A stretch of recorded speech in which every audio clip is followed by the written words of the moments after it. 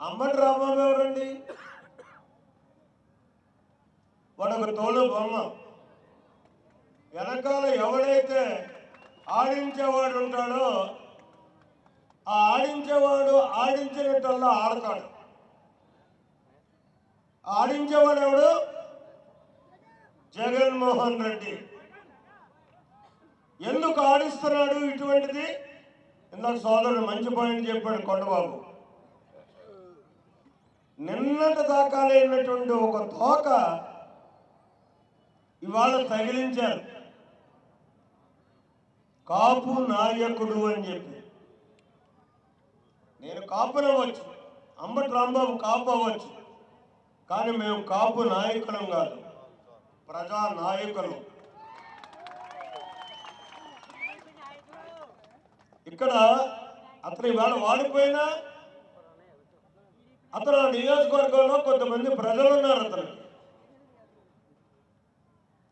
వాళ్ళు అతన్ని కించపరుస్తున్నట జగన్మోహన్ రెడ్డి, లేకపోతే యావత్తు కులాన్ని రెచ్చగొట్టడానికి ఒక పాసికగా దీన్ని ఉపయోగించాలని చెప్పేసి ఒక కుట్ర పడినట్టు కూడా మనం ఆలోచన చేసుకోవాల్సినటువంటి అవసరం ఉంది. కాపు సోదరులారా తస్మా జాగ్రత్త.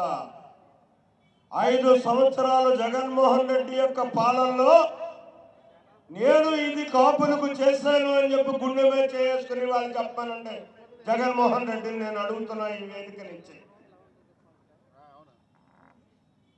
ఏదైతే ఆనాడు చంద్రబాబు నాయుడు గారు 2014 నుంచి 19 వరకు పరిపాలన చేశాడో ఆ రోజుల్లో ఈడబ్ల్యూసీ సెంటర్లు ఇచ్చినటువంటి అవకాశాన్ని ఆసరాగా తీసుకుని 5% కాపులకి రిజర్వేషన్ కేటాయింపజేస్తే ఇతర అధికారంలోకి వచ్చి నిర్విఘ్నంగా రద్దు చేశాడు.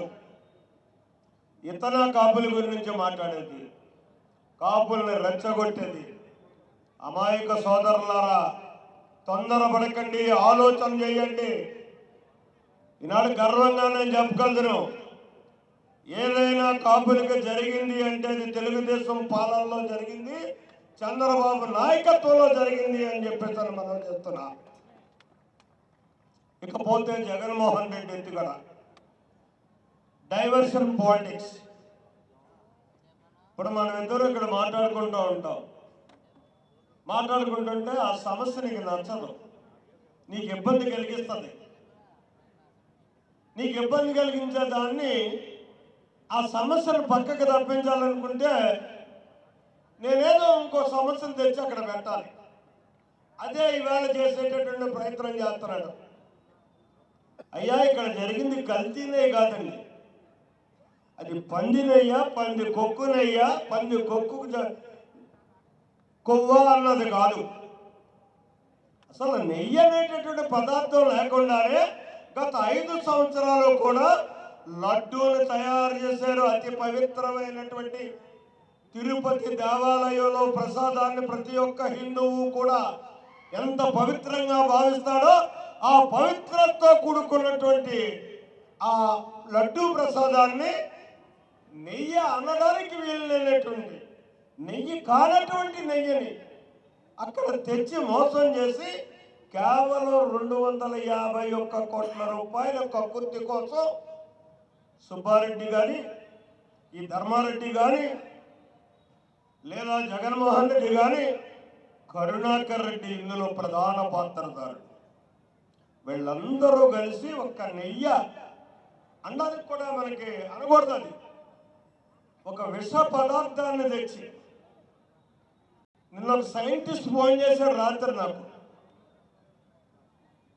సార్ అసలు మీరు ఏమనుకుంటున్నారు, అది నెయ్యి పదార్థం కల్తీ నెయ్యి అంటున్నారు. కల్తీ నెయ్యి కాదు సార్, ఇంకా మీకు ఘోరం డీప్గా వెళ్ళినట్టయితే అలా కలిపినటువంటిది, వాడినటువంటిది, మనం ఏదైతే బాత్రూములు కడుక్కోవడానికి ఉపయోగిస్తామో యాసిడ్, దాన్ని ఉపయోగించారు నెయ్యిగా కనపడడానికి, మార్పు రావడానికి అని చెప్పి.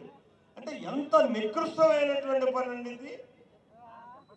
అంటే హిందువులంటే ఎంత అమాయకంగా కనిపిస్తున్నారా?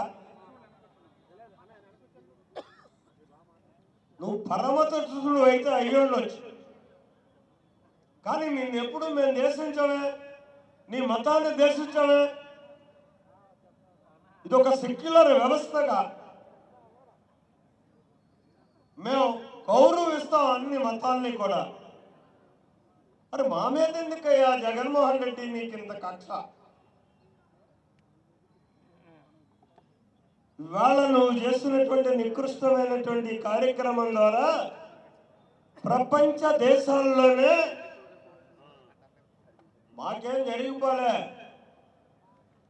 నీ పరువు ప్రతిష్ట మంట కలిసిపోయాయి. అంతో ఎంతో నీ తండ్రి ఏదైనా ప్రజల్లో మనసులో చిన్న స్థానం సంపాదించుకున్నాడు అంటే ఇవాళ అది సమూలంగా కూలిపోయింది. జగన్మోహన్ రెడ్డి తస్మాత్ జాగ్రత్త. ఇక్కడ నిన్ను వదిలిపెట్టేటటువంటి పరిస్థితి లేదు. తిరుమల తిరుపతి దేవస్థానం బోర్డు సభ్యుడిగా నేను చెప్తున్నా, ఇవాళ ఖచ్చితంగా నీ మీద సిట్ రిపోర్టుని మించి ఆధారాలు మా దగ్గర ఉన్నాయి. ఆ ఆధారాలన్నింటినీ తీసుకుని ఏదైతే సుప్రీంకోర్టు సిట్ వేసిందో సిట్ కూడా సక్రమంగా ఇక్కడ సరి అయినటువంటి విధానంలో ముద్దాయిల్ని నిర్ధారించలేకపోయింది. వాళ్ళు కూడా నిర్ధారించాల్సినటువంటి బాధ్యత ఇవాళ ఉంది అని చెప్పి రేపు సుప్రీంకోర్టులో మేము అప్పీల్ చేయబోతున్నాం. ఎందుకు ఈ మాట అంటున్నానంటే ఇక్కడ బాధ్యతలు కూడా చూసుకోవాలి సార్. ఖచ్చితంగా అక్కడ కొనుగోలు చేసేటటువంటి ప్రతి వస్తువుని కూడా ముందు పర్చేజ్ స్టాఫ్ ఉంటారు, జిఎం పర్చేజెస్ ఉంటాడు ఆయన, కానీ ఆయన కింద స్టాఫ్ కానీ ఈ అవసరాలన్నీ మనకు ఉన్నాయి, ఇన్ని కేజీలు ఇది కావాలి, ఇన్ని కేజీలు ఇది కావాలి, ఇది కావాలని చెప్పేసి పర్చేజ్ కమిటీకి తీసుకొస్తుంది. ఇవాళ నేను పర్చేజ్ కమిటీలో మెంబర్ని, పూర్తిగా దాని మీద నాకు అవగాహన ఉంది. తీసుకొస్తే ఆ తీసుకొచ్చినటువంటి వస్తువులు ధరవరలేంటి, ప్రస్తుతం మార్కెట్ ఏ రకంగా ఉంది, వాళ్ళు టెండర్లు వేసిన వాళ్ళు ఏ రకంగా వేశారు, ఇది క్వాలిటీ ఏంటి, వాళ్ళ స్థితిగతులు ఏంటి, ఇవన్నిటినీ కూడా మేము ఆలోచన చేసుకోవాల్సినటువంటి అవసరం ఉంది, చర్చించాలి.